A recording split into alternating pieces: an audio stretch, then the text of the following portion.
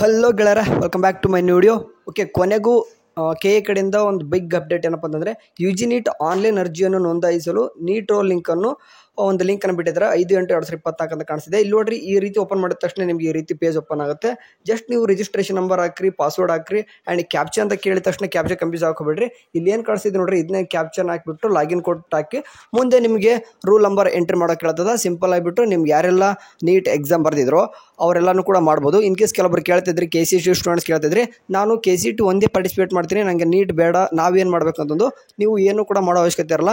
ಯಾಕಂದರೆ ನಾನು KCET ಒಂದೇ ಪಾರ್ಟಿಸಿಪೇಟ್ ಮಾಡ್ತೀನಿ, ನೀಟ್ ಬೇಡ ಅಂತ ಅನ್ನೋದಿತ್ತು ಅಂದರೆ ನೀವು ನೀಟ್ ಪಾರ್ಟಿಸಿಪೇಟ್ ಮಾಡೋ ಅವಶ್ಯಕತೆ ಇರಲ್ಲ. ಓಕೆ, ಇಲ್ಲೇನು ರೂಲ್ ನಂಬರ್ ಎಂಟ್ರಿ ಮಾಡೋ ಅವಶ್ಯಕತೆ ಇರಲ್ಲ. ಇನ್ ಕೇಸ್ ಎಲಿಜಿಬಿಲಿಟಿ ಮಾರ್ಕ್ಸ್ ಬಂದು ನೀಟು ಕೂಡ ಪಾರ್ಟಿಸಿಪೇಟ್ ಮಾಡ್ತೀನಿ ಅಂತಂದರೆ ಖಂಡಿತ ನೀವೇನು ಮಾಡಬೇಕಾಗುತ್ತೆ ಅಂತಂದರೆ ಇಲ್ಲಿ ರೂಲ್ ನಂಬರ್ ಎಂಟ್ರಿ ಮಾಡಬೇಕಾಗುತ್ತೆ. ಸರಿನಾ?